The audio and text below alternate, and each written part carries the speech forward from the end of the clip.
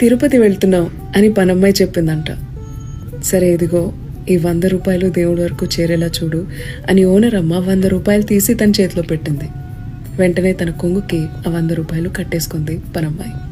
కుటుంబంతో సహా railway station reach అయిపోయింది తిరుపతికి ట్రైన్ ఎక్కడానికి.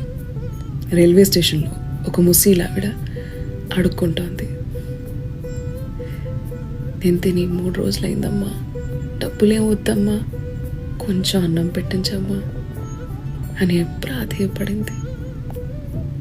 ఆమెను చూసి మనసు కరిగిపోయింది ఈ పనమ్మాయికి.